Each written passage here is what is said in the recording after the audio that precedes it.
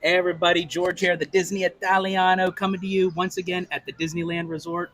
Again, we're at the Disneyland Hotel, but we find a little quiet, quaint little spot to have our little. It's not really a bar chat, so to speak, because we're not at a bar or a restaurant, but it's still one and the same. But again, got my bro OG, got my girl Abbie. Let's do this thing. So, starting off the conversation, this wasn't going to be part of it, but I think it's well worth mentioning some decision makings within the resort here. I don't know how it is down at Walt Disney World, so I'm just going to speak about Disneyland. Um, More so with Trader Sam's. We've noticed from our first bar chat that we did, which has never been before, because I've been to Trader Sam's many times with lots of friends, that they only give you a 90-minute window for your experience. That to me I found was quite interesting. Which, for the record, the OG55 experience, there's no time limit on that. We go the distance. So, just to let y'all know. There you go. He's Hercules. Yes, exactly. Hercules. Yeah, exactly. So that to me I found was quite interesting, that they were kind of like shooing us out, that we were recording. I get it, but we were still having drinks. OG wanted to get some tenders, and he wanted to eat them there, and they said, sorry, you got to take them to go because your 90-minute experience is over. Really, honestly, I mean, there was people there, but it wasn't overly busy, like where there was a line. I could see maybe like today, because officially we are here for Dapper Day. So there is Or Dapper Weekend, basically. Dapper Weekend, yeah. So there is a lot more people now, but I just think it's quite interesting that they give you 90 minutes. Then on top of that, finding out like literally right before recording, because we use straws for our mics. It's a lot easier to pass around, when we're talking.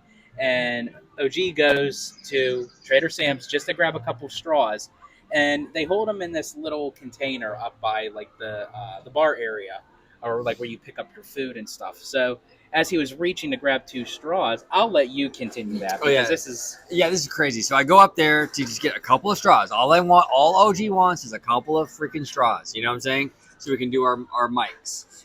And the the guy behind the counter just doing his job, no fault of his own. He's just following company policy. You know what I'm saying? But the cast member behind the counter was like, whoa, what can I do for you, friend? And I'm like, hey, I just want to get a couple of straws. He goes, okay, well, for that, I have to get them for you. How many you need? 2? Got it.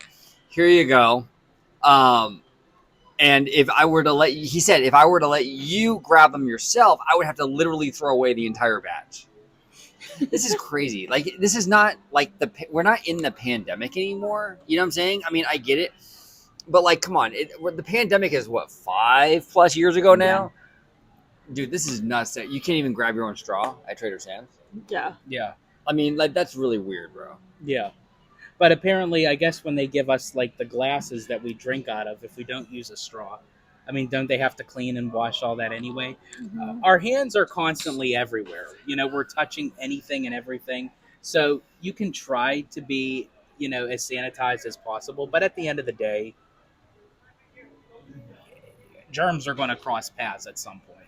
You're at a theme park. It's a theme park. Yes. It's a resort. What do you expect? There's thousands upon thousands of people here. You could do your best, but like when you make decisions like that, and again, as OG said, not talking about the specific cast members. He was just doing his job. I mean, no fault of his own. He was told by his management, hey, don't let anyone touch the straws. If they do, you got to throw the whole batch out. That was just him following orders. Exactly. Like, he was told to do that. So, okay, I get it, but it's a ridiculous policy. Come on, Disney. Yeah. You can't walk up and just grab a straw? Apparently not. Unbelievable, dude. Unbelievable. This is why we go to Universal. But kind of on top of it, again, not to kind of stay negative, but hey, it is what it is. We tell it like it is. Yesterday, we went to the Capitan Theater for the screening for the 30th anniversary of a Goofy movie. Mm-hmm. And they had Bill Farmer was there, the voice of Goofy, Kevin Lima, the director, producer Don Hahn, a couple other people who worked on the new documentary that's on Disney Plus. just a goof, and they were having like they had the DJ. Actor Kilo Thomas was there. He was doing the power line dance and everything. We weren't there at the time that they brought them up, but Goofy and Max came out, did a little dance to the music and everything. It was just like one big party. Everyone was like so into it. It was such a lively atmosphere. And my question is, why can the El Capitan pull off that much enthusiasm in a 2.5 hour event ish, where Disneyland can't pull off an after hours event like 90s night and give us that full fledged like 90s feeling? Yeah, I don't get it either. Like I was Yeah. there sitting there. We were at the El Capitan. It was a fantastic event. Fantastic event. You know, we were literally in the audience, right? Goofy movie plays. The audience is singing along. They're Doing the lines. right. They're doing the lines, the whole thing. You know what I'm saying? And it's like this is the energy I wanted for the '90s night at Disneyland. Yeah. But it comes down to Disney though. If you set up the environment for the fans to get excited, they will do that thing. El Capitan has consistently delivered. I've been going to El Capitan since I was a kid. Me too. Right? Same with Abbie. My mom and my grandma, they took me to all the animated features. Beauty and the Beast. I saw Aladdin there, Lion King, Pocahontas, Hunchback, Tarzan. I've seen them all. And consistently, the energy in that theater is electric. And the fans get hyped up. Why can't Disney take some of that and bring it into the parks for these after-hours events? The after-hours events don't feel like they're lacking that. Yes. Mhm. Like I with '90s night, and this is a direct comparison because this is basically a Goofy movie, which is like It's the the 90s, 90s. right? Yeah. It's like the energy for '90s night was like not even 1/3 of the energy that I saw in that theater just for 2 hours. Yeah. Yeah, I agree. You had people standing up, you had people like singing along. Yeah, they were so hyped to be there. Yes. I didn't see any of that with '90s night, and a lot of it too with '90s night is that Disney didn't lean into their own stuff enough. Like I don't want to go on Main Street and hear Hanson. I don't want to hear Bop. You know, if I'm going to go to '90s night for Disney, I want to hear. You have a whole library. Disney, you have the most iconic '90s soundtrack. Yeah. The soundtrack of our youth, like the whole Disney afternoon, dun, dun, dun, dun, dun, dun, the whole thing. Yeah. And you pick fucking Hanson of all things. I don't know. You got Well- the good fans in. Well, Right. do you know why? And no offense to Hanson, but they did that for the first '90s night 6 years ago. They had the fireworks show of the Disney afternoon music. They played Darkwing Duck, DuckTales, Chippendale Rescue Rangers, Eye to Eye, Gummy Bears. Like they didn't tap into their Gummy own... Bears is a banger, by the way. Oh, it Yes, is. That's a yes, banger. That show is so underrated, I think, as far as like all the shows that are part of the Disney afternoon Yes, series. and all they got was a wooden backdrop. That's what wooden they got. backdrops. A wooden backdrop. Like, why didn't they bring those characters out for a meet and greet? Exactly. Right. Like, but it's like they honed into their own IP 6 years ago, and that's where I see a pattern with these after night events. And to his credit, Dave from Fresh Baked, shout out to Dave. First big.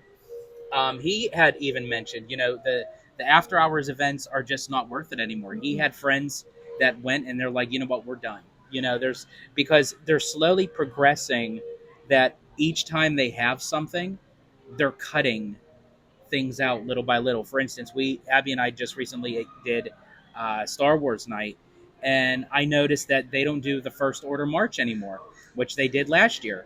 So what are they going to cut next year if they decide to do Star Wars night? I don't know if they're going to go that route because they still have tickets that still need to be sold. Mm-hmm. Yeah, and I've said before, I don't think I'm a huge Star Wars guy. I also love Disney and the Disney theme parks, but that's kind of a unique sort of situation. A lot of like the hardcore Star Wars nerds, like the ones that really follow the lore, the ones that are like subscribed to like Star Wars Explained and things like that, aren't really the same demo as the Disney park people. Yes. Yeah. You know what I'm saying? So it's a different demo, and it's like I don't know how Star Wars does like in these after hours events, because I don't know if the Disney parks fandom if they're on that same path You know, Yeah. like I don't feel like they're really feeling it. You know, Yeah. like if Disney were to do like what you got, Abby, in that survey, Yeah. right, with the whole like the decades of Disneyland, Mhm. nostalgic Disney things like I think that's more the Disney parks demo. Yeah.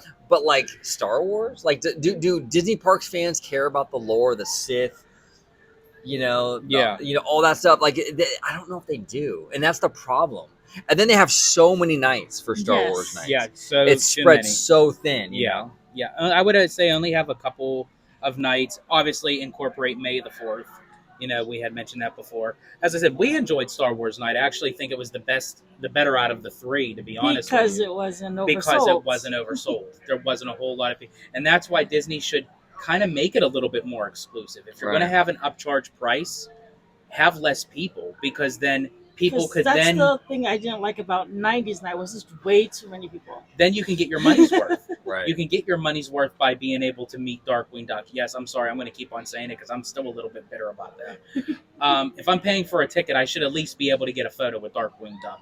Well, and that's the issue too, is that everything is behind like a line. Like they should just have when you walk into Disneyland for a 90s night, you should feel the 90s energy like you do for Christmas. When you walk into Disneyland for Christmas, it hits you in the face. Bam! Christmas, Right. you know? You should walk into Disneyland. They don't play Hanson? They don't play anything. Exactly. Or Spice Girls. Or Spice Girls. But like when you walk into Disneyland for like Christmas, you feel it. It hits you in the Yes. face like, wow, this is Christmas, like crazy. Like 90s night should feel like that. They should have characters. They should have like Louie from Tailspin, Kit Cloud Kicker, the DuckTales, the Gummy Bears, all walking Main Street, just walking around. You know what I'm saying? But everything is like hidden.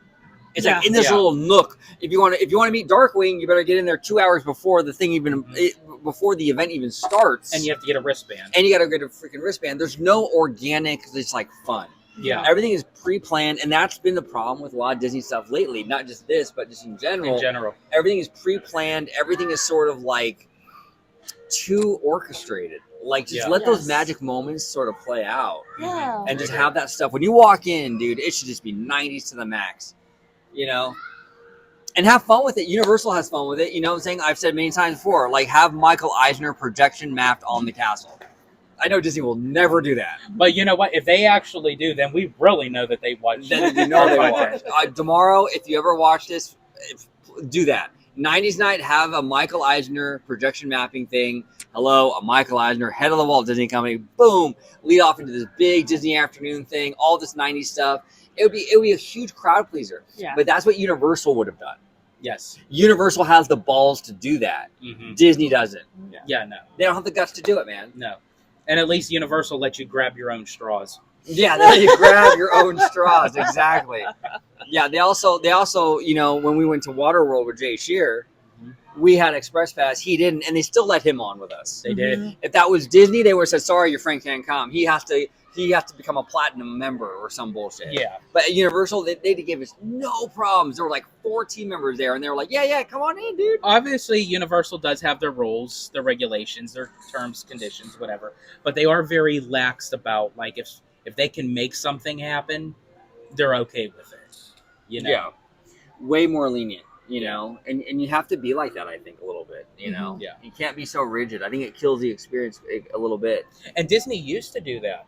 Like, with, like, let's make some magic happen. Or, like, when, I don't know if they did it out here, but back in 2007-ish, they did the Year of a Million Dreams. Yes. Okay, so they did do it out here, like, where they gifted... I think that was like 2009.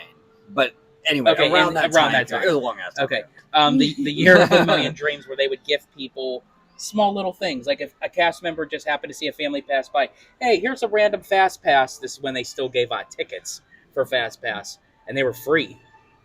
Hey, here's a random Fast Pass for Big Thunder. Go have fun. Boom. Here's a $25 food voucher to go at a quick service thing. Like they would throw in like these like just random things just to make little extra. As I said, sometimes small things are the biggest, you know, and Disney used to do that. And I think if they were to tap into that, what the company is best known for, I feel like they kind of lost that a little bit. But again, I still love Disney. I'm Disney biased, but Yes. we say it like it is, you know? Yeah. I mean, yeah, you can love something and still be critical. Because like I love my family. You know what I'm saying? But I can still tell family members like, hey, you fucked up. You know what I'm saying? Oh, you did this thing wrong. You know, you shouldn't be doing that. That's not a good. It's not a good look for you. Or you need to do better. You know, and that's kind of how Disney is. Like, we love you, Disney. We want you to do better, and that's why we do these videos. Not because we're trying to crap on the Mouse House, because there are content creators out there that literally just want to crap on Disney because it's monetarily beneficial to them. You know, that's not what we do. We're trying to improve the Walt Disney Company. We legitimately want them to do better. You know, and we'll praise them when they do. Like, you know, like we've been very critical of Josh D'Amaro, but like when he delivered at D23, Josh, he delivered 100%. George and I were in that hotel room, and we gave him all the credit, all the flowers, because we just want to see good stuff, you know, and we want them to do well. And if we're critical, it's just because we're concerned. Mm-hmm. Yep. We're not trying to like just, you know, dogpile, you know. Exactly. Hey, just like our good friend Mr. Webber, you know, I'll just say it right out. Webber, you fucked up. You know, Webber, come on, man. Come on, yeah, exactly. Yeah, no, we love Mr. Webber. Yeah, you fucked up. Mr. Well, anyway, There we go. There we go. I'm just playing with you, bro. He knows I give him shit all the time. Yeah. No, Webber, you can catch Mr. Webber over at my channel, or Orange Girl 55. He has his own shows, Webber Vision, and he's got web shots and everything over there. He's a great dude, and a lot of Lego stuff, and a lot of Disney stuff too. But yeah, really fun. Friend of the channel. Absolutely. Yeah, family. Not even friend. Yeah, family. Definitely. Yeah, absolutely. Yeah, and we do for family. So. Yeah, but I mean, but like you're right though, George. Like, we'll be critical of family, we'll be critical of friends. Oh, I was going to say I was right about Webber. You're right, Mr. Webber. But like with a lot of Disney stuff, you know, they're not really cutting it. You know, El Cap does. I don't know the hierarchy on that though. I don't know who does the El Cap events. Is it the parks division? Or is it the film division? Because that's interesting. Well, that is true, because if they had Goofy and Max there, technically that falls into parks, because the characters are they borrowed? I don't know, like how. Right. Ooh, that's a good question. Is that studio meeting with parks? It might actually have to be 3, because the El Capitan is its own business, right? So you have the El Capitan, you have the Disney studio side, and then you have the Disney parks division. Right. So who's making the decision for El Cap? Because they seem to be getting it pretty good. Yeah. You know, so I don't know if it's Disney Experiences running that. I don't think it is though. It's likely more studio. Yeah. I feel like, unfortunately, if it was parks, I feel like it would have been a little bit more too buttoned up.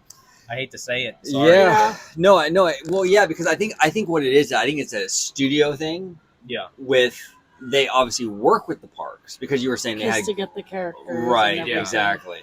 But it's not a parks event. Mm-hmm. And so, and that might be the issue there. Yeah. Is that the studio wants to give a good product, right? That's their event. Yeah. So then they just team up to get the characters, but I think ultimately all the decisions would be the studio. The studio, exactly. So that's interesting. And they didn't do the concession stand. No, but I did. I went up. I got a Coke and some M&Ms, and the cast members there were incredible. I mean, super nice, super accommodating. No, I did do the concession when I went for the 80th anniversary screening of Pinocchio, and I agree with you. Like, all the cast members who work the concession, who work the ushering, if you will, like taking people to their seats. Very nice, very polite, very generous. The one cast member that was guiding people out, we were talking like when we were leaving the theater, he literally had a voice of a radio talk show. Oh, he did. He had 1939 Hollywood, welcome. You know, that kind of voice. Yeah. That newscaster, very. You know, it's weird. In the 20s and 30s, they had like a voice. Yeah, they did. Or even in the 50s, they had. And all these decades had like a voice. Yeah. Like a style. Yes. You know, we're kind of losing that a little bit, but like Walter Cronkite. Exactly. Know, well, now we're in the Kendrick era. Now we're in the Kendrick era. Now, exactly. Hey, it's not too bad. Yeah, you know. there you go. I love Kendrick. I love Kendrick. Kendrick, if you're watching this, love you, buddy. But yeah, like all in all, like the event was was phenomenal. I thought it was great for the short amount of time. Yeah, no, that was fantastic. It was Yeah. it was a great event. Movie's obviously fantastic. Yeah. A timeless classic, which is funny because I never thought I would say that.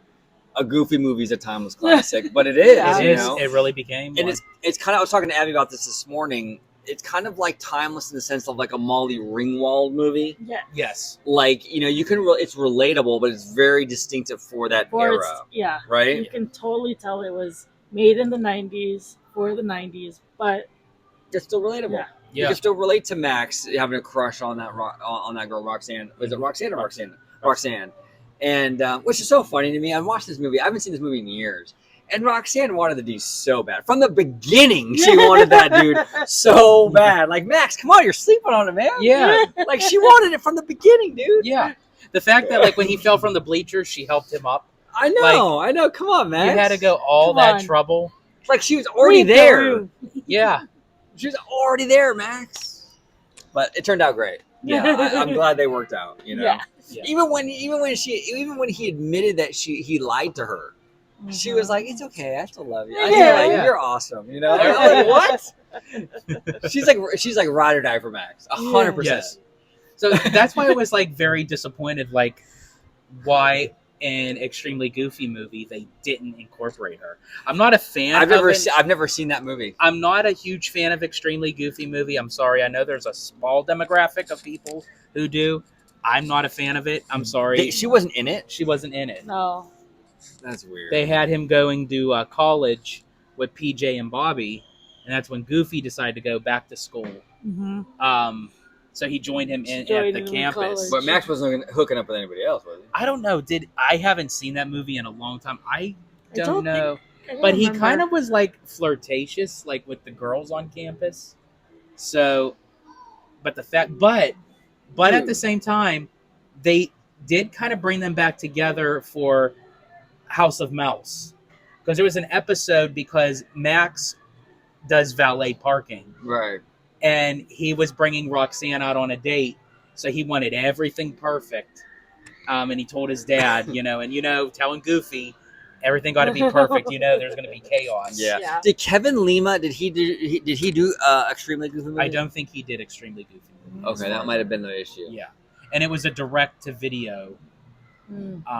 And Eisner loved those direct to Yes, he video. did. Like, Yeah. like Look that's. at how many we got. Oh my god, and some of them were so bad. The only one that I actually really liked was Return of Jafar. Yeah. Okay. Return of Jafar was pretty solid and actually had some decent music.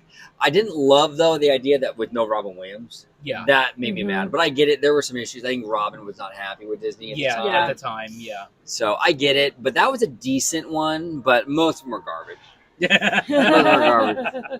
You know. Yeah, I feel like they just made them just to Just make them. to Yeah. lead It's me like to let's the make IP. let's make Fox and the Hound 2, but it's going to be a prequel, Yeah. like an Yeah, in betweeny. Look at like Lion King 1.5. Lion King Right. 2. It's like, yeah, exactly. I feel like right now Disney does better sequels than they used to. Yeah, Like I Frozen 2 is it's a quality film yeah, compared to the. and I think that they stopped like just that direct to, Yeah. Mhm. But I will say this: Princess and the Frog. I know Disney, you canceled the series. Make a sequel. Make a sequel Yeah. film. I think it would do very, very well. They did it with Moana. They did with Moana. Yeah. Do a hand drawn, even if it's a lot of it's on the computer. If it looks hand drawn, even but do a sequel to Princess and the Frog. I think it'll do very well. I think that franchise has actually garnered a lot more popularity through the years, Yes. and I think it would perform.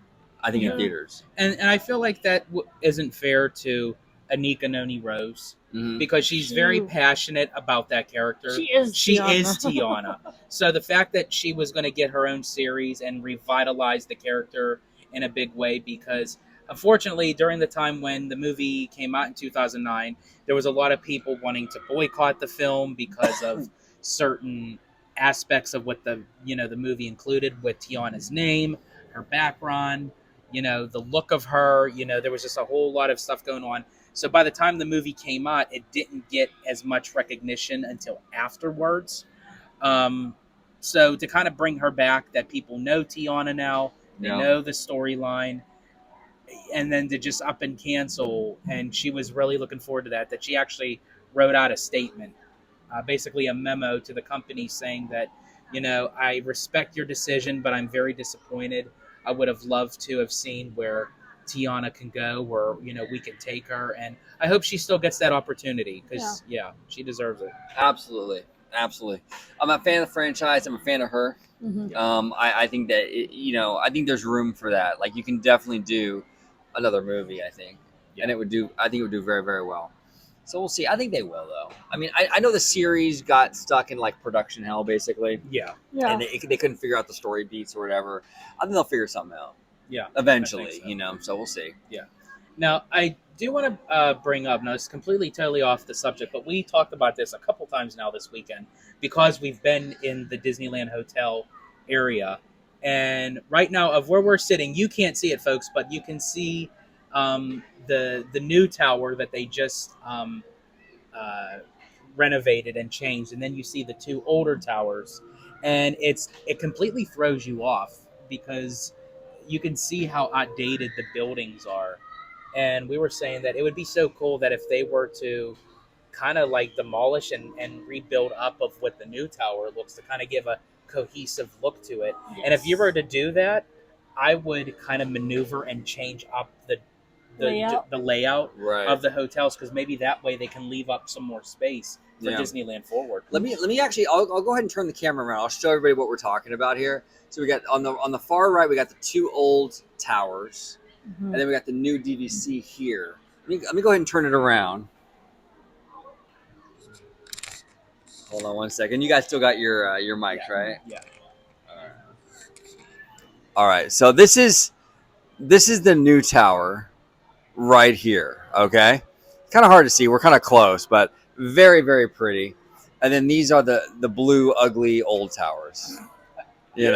So George was saying, like, update. Let's update. Let's get the new towers, that style, going here with the old ones. You can bulldoze the old ones. You can change the layout, because right now it looks a little bit cramped, a little claustrophobic. It wasn't designed. This wasn't a purpose-built thing. Like, it was like this tower, this DVC tower, were sort of like crammed in here. So if you kind of like go through here and demolish these old towers, you can reconfigure the whole area and make it work more. So that's kind of what George was saying. So what do you think, George? Yeah, so I feel like that would be the way to go. I think honestly, they're, as we were saying, they were outdated. I think it would be a nice kind of change up, because I mean the Disneyland Resort as a whole is changing. With the Eastern Gateway, with Disneyland Forward, Portos is going into that area, which is taking a huge spot. Which we'll get to that in a minute.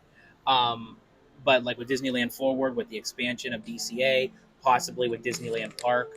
So yeah, why not change the Disneyland Hotel to kind of have a cohesive matching, with the DVC. And again, as I said, while you have them down, change up the layout. That way it can alleviate some more room for Disneyland Forward. And you can even change, like, this. The DVC tower is pretty tall, but if you bulldoze the other two, you can even make one long, lower sitting tower. Like, same amount of room, so Disney doesn't lose any rooms. I get that's important, exactly. But you could do one maybe like shorter to the ground tower, and do it that way where it's not. We sound like a theme park douche here, but you can kind of avoid like the sightline issues. You know what I'm saying? So you can bring these down. You can reconfigure it. You don't necessarily have to do two towers. You can make one lower one, more sprawled out, like the Grand Cali, something like that. So there's options there, but they definitely should think about that. This Disneyland Hotel, the theme is really, really cool, really, really dope, but it's just outdated. The towers are really, really outdated. It looks like lipstick on a pig. Yeah. It's time for them to really reimagine this whole thing. So yeah, take down those old buildings and let's see what we can do with it. Yeah, So. absolutely. Now going back to Portos coming, permits were filed to basically wipe out the whole Earl of Sandwich section, and then it runs into 2 of the ticket booths. Right. So, I mean, if you look at the visually, like the measurements of what that looks like, that building's going to be massive. Yes. Massive, exactly. And it shows you, and we talked about this on this channel with Danny from Five Fires, where like they're gonna change the way the Esplanade is designed. Yeah. It needs it. I mean, all the tiles with the names on it and stuff, they're completely like faded and run down. And that's why Epcot removed that Leave a Legacy, or Right. basically the like the tombstones, Yeah. the Right. graveyard, where they removed everyone that had like their little photo and like their name on it. Like I think Disney's trying to get like away from that. Right, exactly. So they're getting rid of 2 ticket booths, which makes sense in the social media age. Everything's on your phone now. You don't need that many booths, you know. So that Porto is gonna be massive. I mean, it's massive, Which it needs it because all the portos that we have so far are huge. yes. They're massive. We have one by me, but next to my house. Went up a few years ago. A couple years. It's gargantuan, and it's packed every Yes. single day. So, yeah, I think it's gonna be interesting. But it's gonna change the way downtown Disney is. Mm-hmm. Yeah. It's gonna change the game, you know. So we'll see. Yeah, it's going to be very interesting in the coming years. Like I'd say, like within the next 10 years. I mean, Disneyland will always be updating, changing, expanding. But it's going to be very interesting to kind of see like where where it's going to be in the next 10 years. Yeah. For sure. Yeah. Because I also feel like too, even with like people here, like the demographic, like you can get like normies, you can get the nerds, you can get like the diehard Disney fan like us, mixed as a nerd, Right. twice removed. Yeah. But like I wonder, like within the next 10 years, like what the demographic is going to be like for newbies. Is it going to be enough where, with all technology and a lot of the complications that you have to do with like booking reservations and what have you, is a normie going to understand that? And after their first time of spending all that money, is it going to bring them back? Right. Is there going to ever be a drop-off point where the people who are Disney fans were already kind of semi-built in that bubble? Mm-hmm. And it's like, are we going to get a newer generation of that? So that's going to be very telling. But as I said, I have high hopes. I'm an optimistic. I like to look at the glass half full instead of half empty. But I could definitely see big things on the horizon for the parks in the next, I'd say, 10 years. Yeah, and the Esplanade really needs it because you're updating downtown Disney. It's more that mid-century thing now. And the Esplanade is still stuck in that 2001 garden motif. Yes. With the flower fountain and all that. So you can really see it now. It really needs to come into the rest of downtown Disney. Mm-hmm. So, and I think it will, and the Portos is the beginning of it, all that, So, see how it shakes out. Yeah. I'm excited. Yeah, I am too. Especially since I heard that Portos here has a special menu for the Disney one instead so it's yeah, gonna have because more. my friend is a manager for Portos, and he said that they were having some issues just because Disney wants certain things just for their Portos, like, and then they want like, of course, like Mickey shaped things. So It's we'll going see to how be it very goes. popular. Mhm. Yeah. Absolutely. First day is going to be a banger. We will not. Well, who knows? We got the channel. We may be here for opening day of Portos. You never know, folks. Maybe just to see how the chaos goes. But Yes. definitely stick around for that. Like, subscribe, comment down below. You'll get all that Citrico Central goodness, sister channel to Orange Grove 55. Orange Grove 55. Yes. I want to thank OG and Abbie for joining me today on this bar chat, but yet non-bar chat. Talking about like everything, just different variety. Comment down below. We just ask, please keep it civil. And as I always say, in Disney Italiano fashion, stay safe, stay healthy, stay Disney. Italiano out.